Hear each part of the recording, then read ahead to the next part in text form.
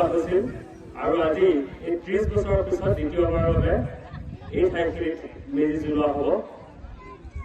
ৰাইজে দীঘলীয়াকৈ একাংশ অচিনাকি মানুহৰ সৈতে এই অঞ্চলৰ ৰাইজে যুঁজ দিবলগীয়া হৈছিল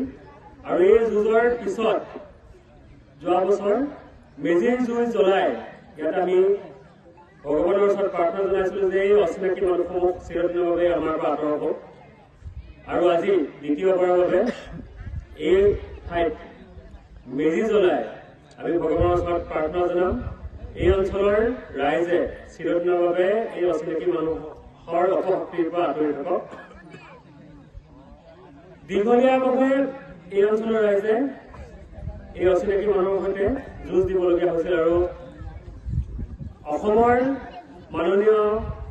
মুখ্যমন্ত্ৰী ডক্টৰ হিমন্ত বিশ্ব শৰ্মা ডাঙৰীয়াৰ নেতৃত্বত এই কচুতলী পাৰবোমা এই অঞ্চলত থকা 111টা হিন্দু পৰিয়ালক সুৰক্ষা দিবলৈ মুখ্যমন্ত্ৰী মহোদয়ে যি চেষ্টা কৰিলে এই চেষ্টাৰ বাবে আমি সমগ্ৰ ডিমৰীয়াবাসী, সমগ্ৰ কচুতলীবাসী, সমগ্ৰ পাৰবোমাবাসী ৰাইজ মুখ্যমন্ত্ৰী মহোদয়ৰ ওচৰত কৃতজ্ঞ হৈ ল'ম। কিছু এতিয়াও কৰিবলৈ বাকী আছে, সেইখিনি খুব কম দিনৰ ভিতৰতে কৰা হ'ব কাৰণ উচ্চতম ন্যায়ালয়ত 78টা পৰিয়াল আৰু উচ্চ ন্যায়ালয়ত প্ৰায় 700 পৰিয়ালে গোচৰ দি হৈছে। এই গোচৰৰ ৰায়দান হোৱাৰ পিছতেই বাকী অঞ্চলসমূহতো এই অচিনাকি মানুহসমূহ আঁতৰ কৰা হ'ব আৰু খিলঞ্জীয়া মানুহৰ প্ৰভুত্ব থকা এখন অসম, যিখন অসম আমি বিচাৰিছিলোঁ সেই অসমখন মুখ্যমন্ত্ৰী মহোদয়ে আমাক উপহাৰ দিব বুলি আমি দৃঢ় বিশ্বাসী। এই মেজিৰ জুইত আজি আমি পিতা ব্ৰহ্মা দেৱতাৰ ওচৰত আমি প্ৰাৰ্থনা জনাম যাতে এই সমগ্ৰ এই অঞ্চলটোৰ ৰাইজ এই অপশক্তিসমূহৰ পৰা যাতে আঁতৰত থাকে, সকলোৰে অসূয়া অমংগল দূৰ হয়। বিগত দিনত যেনেধৰণে এই অঞ্চলৰ পৰা গৰু চুৰ হৈছিলে, ছাগলী চুৰ হৈছিলে,